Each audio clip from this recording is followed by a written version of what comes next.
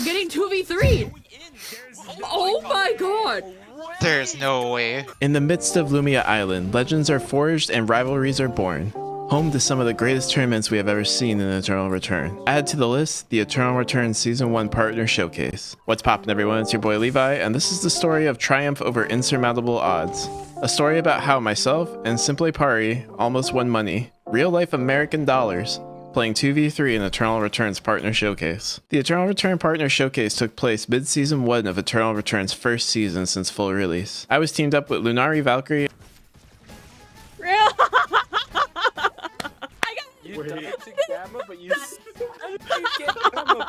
and Simply Pari. Taking out your gas for the Rizzler. You're so skibbity. You're so phantom tax. We were paired up at random to compete as one team. United by purpose and ready to conquer the island, the three of us played a few practice games the night before that went more than well, picking up multiple wins on multiple different team comps. Safe to say our expectations were decently high.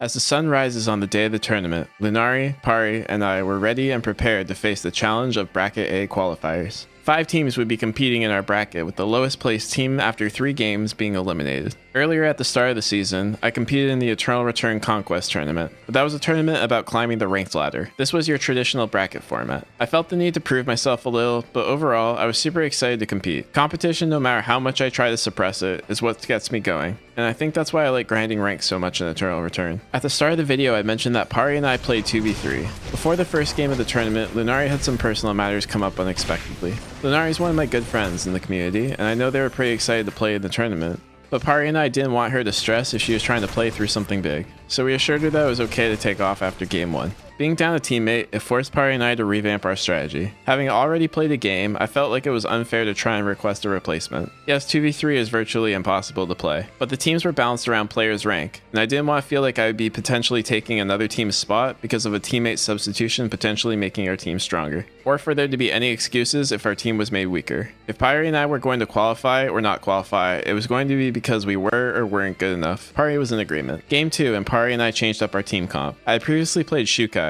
Those of you that know me, I'm primarily a marksman player, but for the team comp I was playing mostly front lines. Being down a player though meant we didn't have the luxury of picking a tank, as we would have little to no damage, but if we picked too much damage, we wouldn't have enough peel. So Pari and I went with the best of both worlds. He locked in Emma, a character that's very slippery and can do their own thing in a fight, and I locked in Sua, a character that was very strong in meta, had good damage, bulk, and sustain. Admittedly, my Sua isn't the cleanest in the world, but I do play her a bit on occasion. She's one of my most played and ranked, and I've watched hours of superior VODs learning the character in the past, so I was feeling pretty good. Game 2, and the plan was pretty straightforward for Pari and I. We didn't have to win any of the games. We just had to get enough points to qualify. We wanted to avoid early game fights as much as we could because going out early was the only sure way that we'd miss out on points. We wanted to focus on farming to get our mastery up and picking up objectives when they were free, but mostly trying to earn as much credits as possible for our transitions. Early into the game, I came across a low health Nikki and I chased a little bit too hard. I consider skill shot accuracy to be my biggest weakness in Eternal Return. I'm just not accurate when I aim.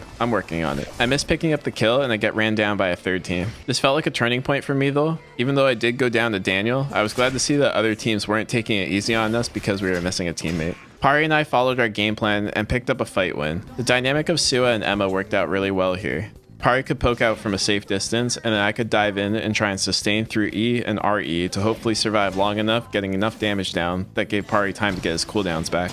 Titan last season. Yeah, they both got Titan. In squads, but yeah. No!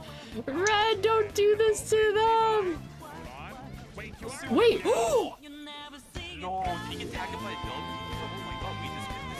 I tapped out. What just happened? Oh my god! They're getting 2v3! Oh my god! Picking up kills in game 2 and a top 2 finish was good, but it wasn't enough to assure that we had enough points going into game 3 to qualify. We were currently tied for 3rd. Game 3 started a bit better than game 2. We picked up an early kill on an Adina split farming, the temple tree, and picked off a kill on another team. We got a free battle zone, a ton of bears, and then picked up some transitions. We were playing much safer this game, as a lot of our points would have to come from placement. Probably a little too safe even. We picked up some kills around Wick on some stragglers and got a gold box. When it came down to the final 3 teams, we grouped up in Chapel to take a final zone. Being a team of 2 means that we spend a lot of the early game fleeing from teams, even if that means having to run through red, so we didn't have a ton of timer. We get collapsed on by one of the other teams who then gets third party by another, and we go down third.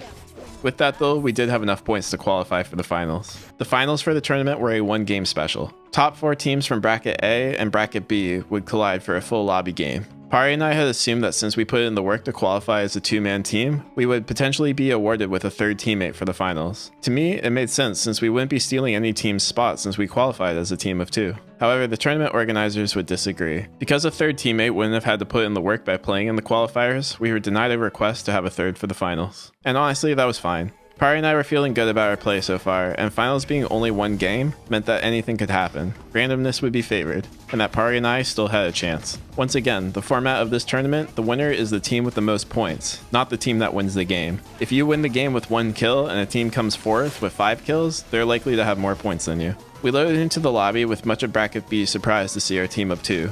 The game plan was still the same for Pari and I, but we were prepared for it to not go as smoothly. With a best of 1 game, we wouldn't be able to play as safe as we previously had, and would need to pick up kills to have any chance of winning. We stuck with Emma and Sua, and I ran into our first problem very early on. As mentioned earlier, I've watched countless hours of Superior content in attempts to learn Sua. In turn, I was also using Superior's build for this character. I should have prepared for this considering he was definitely going to outpace me on his own build, and I should have adjusted my routing, but I didn't. And being down an item, I made the executive decision to pivot zones instead of trying to take a disadvantageous fight against him. I was kind of screwed either way because when I hopped back over, I ran into a Tazia who was almost finished their build and gave up a kill. I pivoted to archery and met up with Pari so we could take some hunts and hopefully get some mastery back and get on track.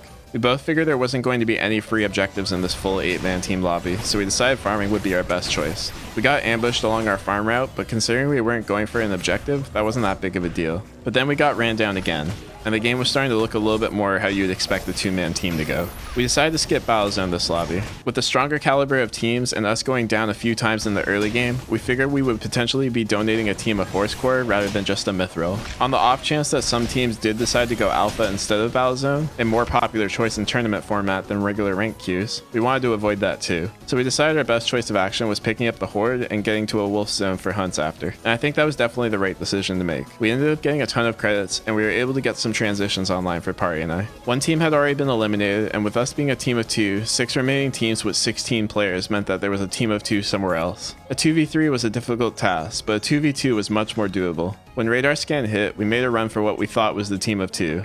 And Alex and a Yuki and Forrest. We wanted to camp the closest console, not giving them a chance to revive their lost teammate, but they ended up not coming to it. They probably saw us on radar scan as well and then detoured to a different kiosk. Luckily for us, there was only one other non-red zone kiosk available, so we took our chances hyperlooping into police station. We took cams and we were rewarded for our play. The team we were looking for was right in front of us. We were better transitioned than them, so we wanted to take the fight quickly. Wick would be spawning in a different zone, so we felt okay taking this fight. So we ran, and we tried to run them down. We ran them down for so long trying to get these points. Teams would eventually see a 2v2 happening and saw us as an easy third party they could pick up, and we get hella unlucky. The team of Sua, Tia, and Priya gets a 1 in 4 spawn right next to us. I mentioned earlier that Sua and Emma are really slippery characters that can get away from most instances. However, another Sua combined with a Priya would be too tough of an ask, and we had to sacrifice Pari to keep the team alive. It was already day 5 as well, meaning I was left to try and win this on my own. To add insult to injury, I had ran into the team that we had spent the whole time chasing. Barely escaping with my life, and only 4 seconds of timer left, I tried to find a corner to hide in. I wasn't going to be able to pick up any 1v3s, or even 1v2s, so my best bet would be to try and survive until safe zones and pick up some third parties. This would be incredibly tough to do considering I only have 4 seconds. I decided to hide in the back of the gym in school. Archery and gas station were both red zones, so no one would come up behind me, and I had to just hope that no team would check back here. However, one of the other Suas in the lobby also had the same idea, and we kind of just stood there for a second, not realizing the situation that we were in. Hi.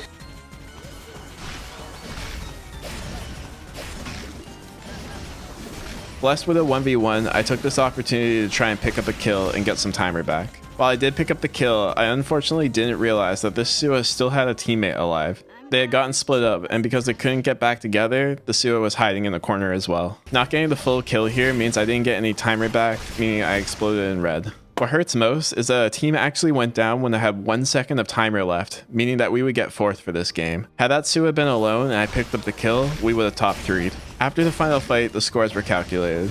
Remember, the final is based on the most points, so the team that won the game doesn't mean they win the whole thing. At 1 kill and 4th place, Pari and I would have 3 points, placing us in the 5th overall. The top 4 teams of the tournament would win money, and in 4th place, the team narrowly ahead of us, the team that Pari and I 2v3'd in the qualifiers, and the team that our sole kill in the finals was robbed from. Tough way to go. Overall, I'm super happy with how Pari and I performed in a 2v3 tournament. These are some of the best players that we have in NA, and we still held our own pretty good. I think a top 5 finish is very impressive regardless, even if we got 1 kill. And I don't think our game plan was that far off on how we should have played it. I'm super excited to play in more Eternal Return tournaments. This was kind of the first official tournament that NN had put on for NA. Hopefully we see more in Season 2. If you enjoyed this video and want to know how my previous tournament went, you'll want to click or tap the screen now, and you'll be taken to a video of how my run went in ER Conquest.